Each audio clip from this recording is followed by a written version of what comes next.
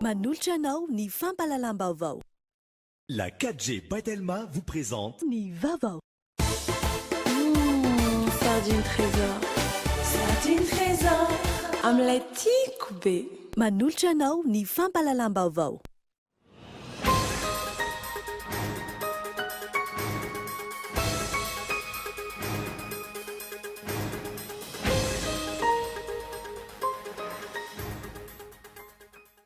Nahazo vola mitetina 700 tapitrisa ariary avy amin'ny fitondram-panjakana ny Bare Madagasikara hiatrehana ny fiadinan'ny kanina 2024 any Egypte. Nitsodrano azy ireo ihany koa ny filoha sy ireo tompony raiki-panjakana malagasy tsy vahiny. Saika feniboka avokoa ny fiangonana rehetra mankalaza ny fetin'ny Pentecote tamin'ity androany ity. Ankalazaina 50 andro aorianan'ny fetin'ny Pasika.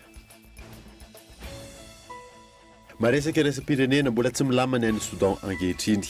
Miantso ny anoerana ny hery famoretana any an-toerana ny vondrona espiana ny Association des professionnels soudanais. Ny adidin'ireo avetrany.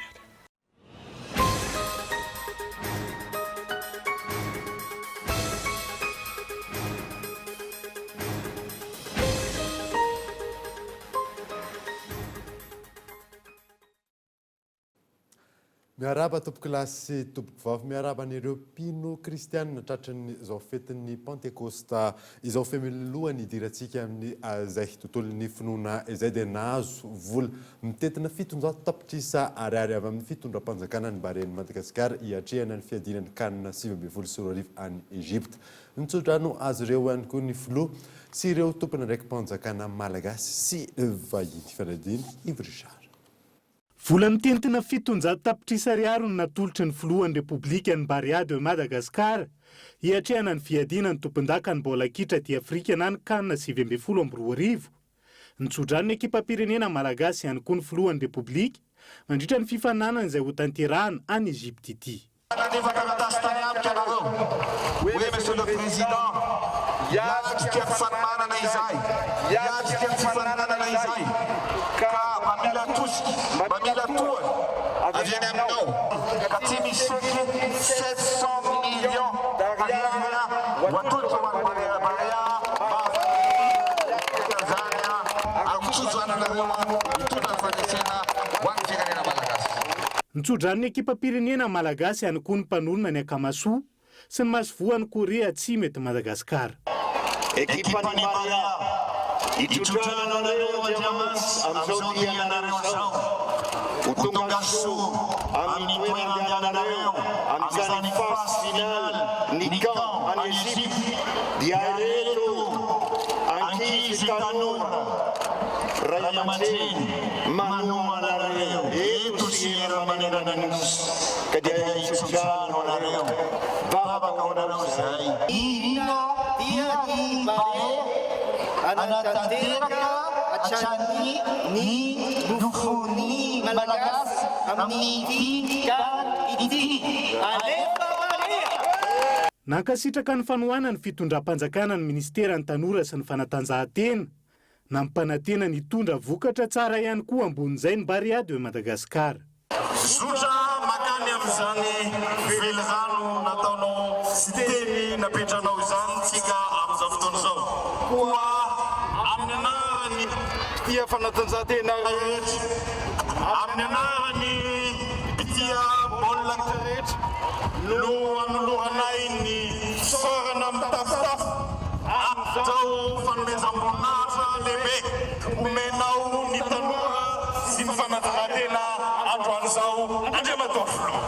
Zay bilao dia afaka mamanantena vakanotra ny hery apisiony mamalagasy ary indrindra anome ny afitenenina kamadely anotra ny hery. Teny amin'ny kianjana Akamasoa Andralanitra no niraisina voalohan'ny Bare de Madagasikara tao aorian'ny fihaonana ara-piralahiana nataony tamin'ny ekipa ny Kenya nampiseho ny fahavonona ny atrika ny kanina ny ekipam-pirenena malagasy hitorampitso ny fanazarantena ataon'ny Bare de Madagasikara. Tontolon'ny finoana indray no idirantsika amin'ny ity vaovao ity androany dia saika feno iboka avokoa ny fiangonana rehetra mankalaza ny fetin'ny Pentecoste tamin'ny ity androany ity ankalazaina 50 andro aorianan'ny fetin'ny Pasika mampiona rakotoarso. Fetin'ny Pentecote, andro voadidy ho masinina sy manan-danja ho an'ny finoana kristianina maro. 50 andro taorian'ny fetin'ny Paka. Fahatsiarovana ny nandefasan'i Kristy ny fanahy masina tamin'ireo mpianany. Midika fanirana ihany koa nefa ity andro lehibe ity raha ny fanazavana avy amin'ny pretra iray. Ianao irahana ho vavombelona, zany vavombelona sana dia mijoro. Tsy ho iry ianao, fa eo ilay fanan'Andriamanitra, tantananao sy makeranao. Indao eo aminareo mandrakariva, mandrapatapitra izao, tontolo izao. Handeha aho, ary tsy kampotanareo fa irahako aminareo ny fanafakalahiry, ny fanahy masina izany. Ka izay indrindra ny tokony ijoroantsika ho vavombelona ny finoana, vavombelona mahazanak'Andriamanitra, indrindra ny fanan'Andriamanitra miara-miasa amintsika. Feno hipoka avokoa ny fiangonana maro teto an-drenivohitra izay mankalaza izany tamin'ity androany ity. Isan'ny nampiavaka ny fotoam-pivavahana ny fanaovana ny vavaka nampianarin'ny Tompo amin'ny fitenim-pirenena samihafa ho fitaratry ny zava-nisy tamin'ny fotoana ny latsahan'ny fanahy masina tamin'ireo mpianatra izay samy niteny tamin'ny fiteny tsy fantatra samihafa raha ny voarakitry ny Baiboly. Fa entina aminao amin'ity fanadadiana manaraka ity kosa indray fanontaniana napetraka tamin'ny olo-pirenena vitsivitsy. Inona ny fahafantaranao ny andron'ny Pentecote? Fanadina Michela Ranarzo. Fanontaniana napetraka tamin'ny olo-pirenena vitsivitsy, inona ny fahafantaranao ny andron'ny Pentecote? Tahaka izao navalon'ireo izay nanaiky ny resaka tamin'ny mpanao gazety androany. Fikaran'i Jesoa any an-danitra. Izay ihany izao fantatro. Lafasana fanahy masina. Lazavana masina. Mba fantatro kosa. Hoe lazavana masina. Isan'andro ihany. Dia mitovy foana. Isan'andro dia ohatry foana fiainana ko. Fahafantarana an'ilay Pentecoste fahafantarana an'ilay Pentecoste zany ohatry hoe nirotsahan'ny fanahy masina tamin'ny apôstôly, dia apôstôly 12. Izay zao fahalalako an'ilay. Hoy izy zany tena marina ilay ino misy teo dia lasa niteny amin'ny teny tsy fantatra, lasa nahazo hery, lasa nahazo hery be zany. Fahafantarako izany Pentecote izany dia ohatran'ny hoe fikaran'i Jesoa any an-danitra. Dia fahatsiarovana izany. Izay zany fahafantarako azy. Fahatsiarovana ohatran'ny hoe anniversaire zany. Tsy hoe anatirany hitsanganan'i Jesosy. Fikaran'i Jesosy tany an-danitra. Ny latsahan'ny fanahy masina avy any an-danitra. Raha izay dia saika nafangaro ny olon-tsotra ny hevin'ny Pasika, ny Ascension ary ny Pentecote. Raha tsy ahivana dia andro ahatsiarovana ny latsahan'ny fanahy masina tamin'ireo apôstôly no tena ahatsiarovana rehefa fetin'ny Pentecote tahaka izao. Mankalaza izany ireo mpino kristianina. Fa manana anjara toerany eo amin'isa andro fety toy izao ny sakafo iarahan'ny mpianakavy. Sombiny amin'izay sakafo izay raha anatin'ity sary tsy akiteniteny ity.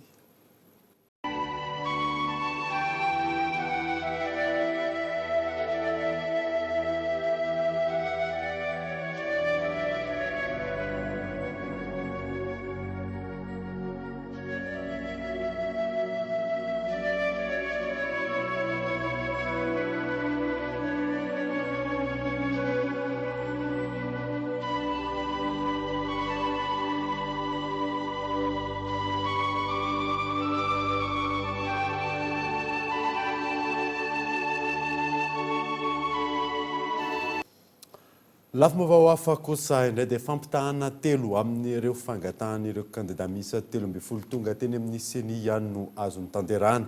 Tsy azony raisina kosa ireo fangatana fampitahana 10 izay tsy manaraka ny lalàna raha ny fanazavana azo. Rarsonandry.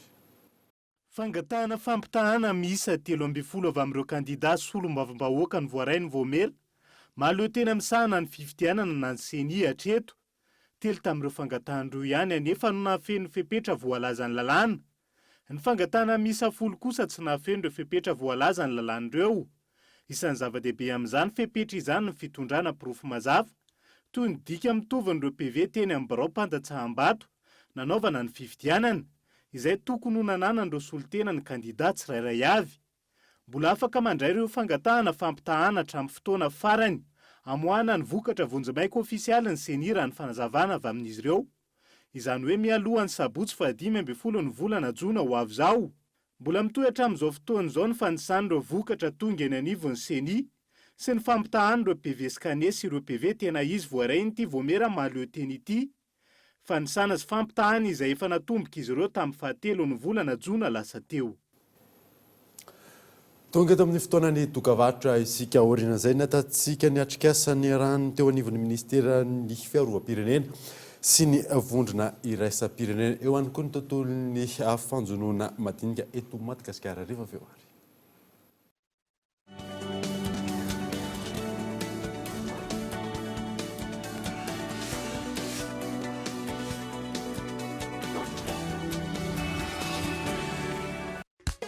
Bonjour. Bonjour. Petit miss fanala eta watika tap na lebe na zaza. Je suis en poudre à ma sachet dans la riche en vitamine C. Bonjour. Bonjour. Bonjour. Bonjour. Bonjour. Ma patanzaka zem suka samba samba cha. Bonjour. Bonjour nariwe. Bonjour. Bonjour. Maru karazina gu amnas. Sara nota zamya lamnas. Jitika diabet. Bonjour.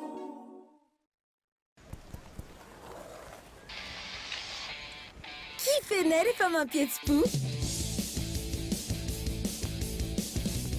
Kifener ny fotoana mamy. Kifener efa mandona. Kifener efa misosa be. Kifener efa mafy. Kifener ny mizary. Kifener efa malagasy. Kifener efa maharitra. Kifener i kif. Efa misy eto Madagasikara ny finday intelligent 4G amin'ny vidiny 79 000 ariary monja. Tonga avaingana eny amin'ny Telma Shop akaiky anao. Telma, safidiky numéro 1 malagasy. Sardine trésor. Sardine trésor. Sardine trésor. Sardine matché en fait. Sardine trésor. Mety be miaraka amin'ny salady, mofo, na hoe atao goûter nenkizy. Sakafo rehetrarehetra hasoandrala ela miaraka amin'ny tsakitsaky. Sardine trésor. Qualité-nazy tsara. Riche en oméga. Ilaina be rehefa mifety indrindra moa fa miaraka amin'ny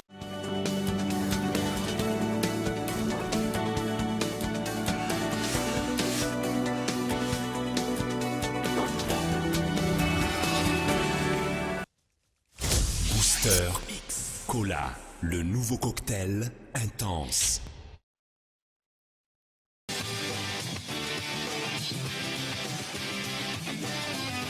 m'appelle Oliver. Émilie. Les histoires d'amour sont souvent compliquées. Ludo pourra jamais être ensemble.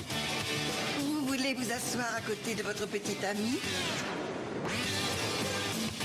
Car même si l'on est fait l'un pour l'autre. Un gars comme moi avec un boulot, une baraque, une bagnole, tu crois que j'aurai un problème pour trouver une femme qui sera folle de moi? Ouais, t'auras un énorme problème. Tout est une question de timing. Je déménage. Mon boulot se trouve à San Francisco. Juste au moment où tu me fais craquer, tu pars vivre ailleurs. Comment je pourrais prendre soin d'elle si moi, de mon côté, je n'ai pas encore tout résolu? Ah, elle est beaucoup mieux toute seule. C'est fini, c'est fini. Bonjour, est-ce qu'Oliver est là? C'est qui? Je suis pas sûre que tu te souviennes de moi. T'es à New York? Tu veux boire quelque chose, un thé ou un soda? Araka ny hitantsika teo iny 7 ans de séduction zay nay no horonan-tsara rahantsika anioalina eto amin'ny Cool TV.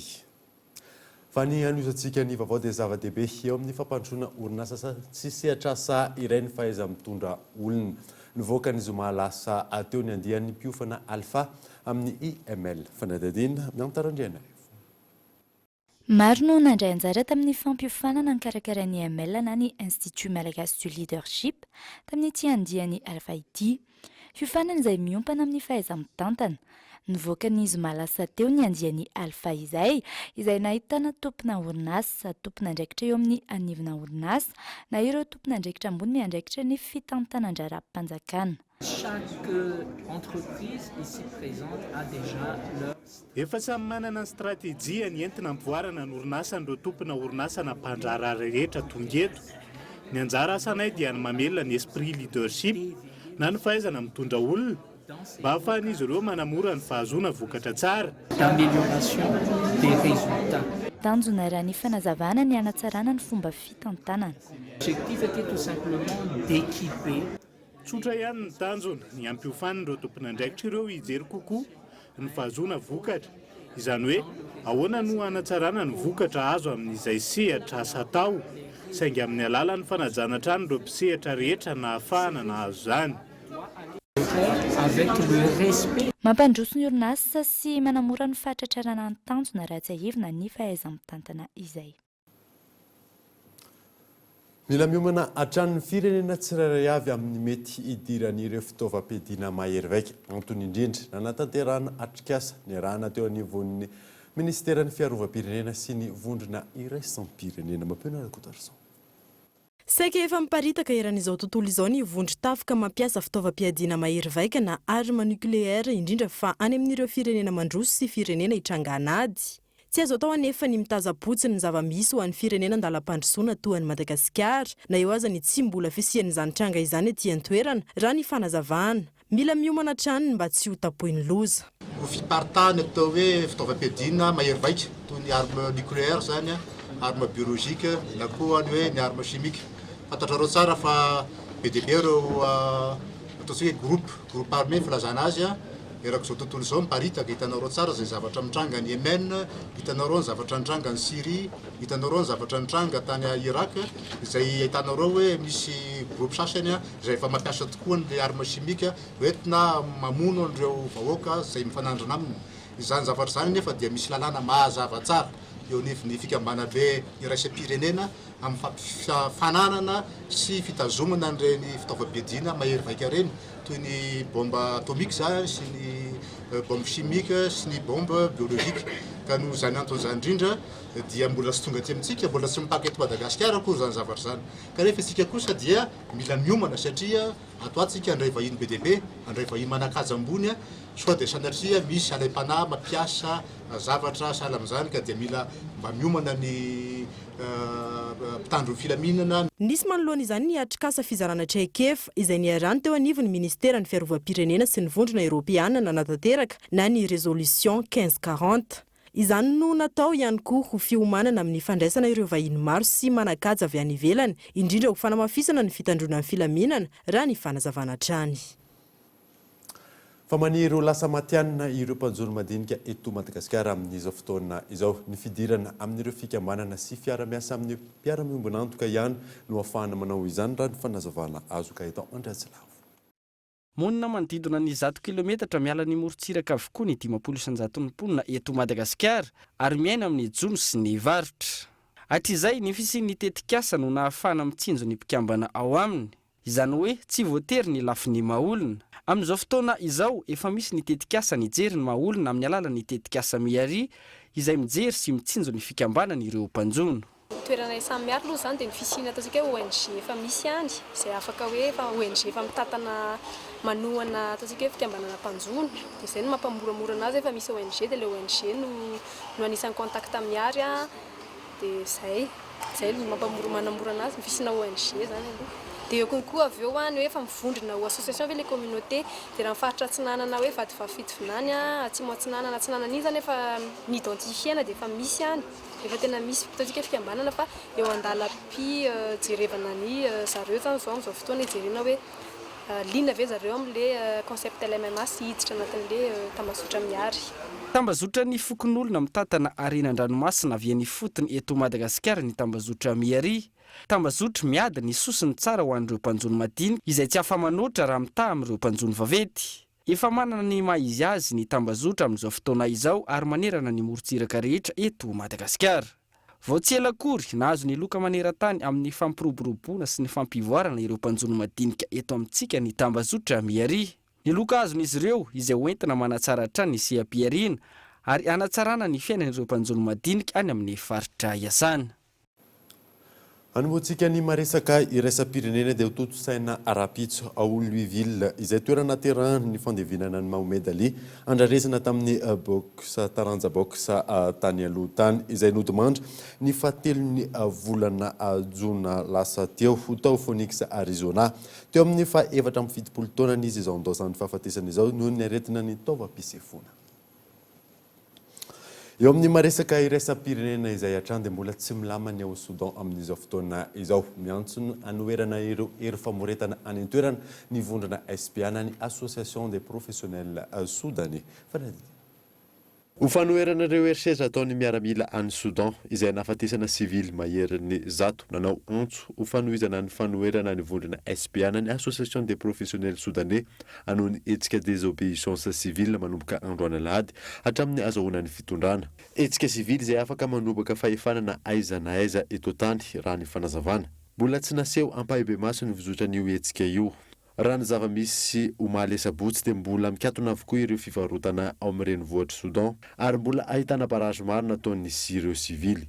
Amin'ireo faritra sasany kosa ireo miaramila no manala ireo barrage ireo. Arak'izany mbola mienjandrony tady ao Soudan na dia efa nandalo tany an-toerana azy ny Premier Ministra Etiopiana nanao fanelanelana. Izay namarina vaovao tamin'ity alina ity ankasiany ianao nanaraka izany soava tsara atao.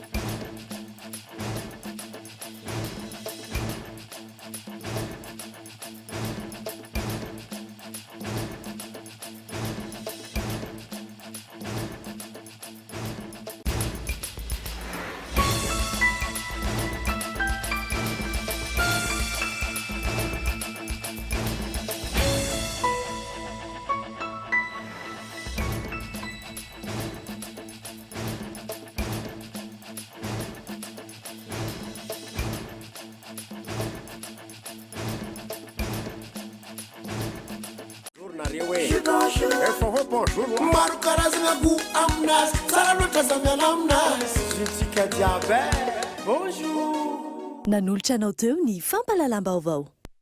La 4G Batelma vous a présenté Ny vaovao. Sardine trésor. Sardine trésor. Omelette be. Nanolotra anao teo ny fampalalam-baovao.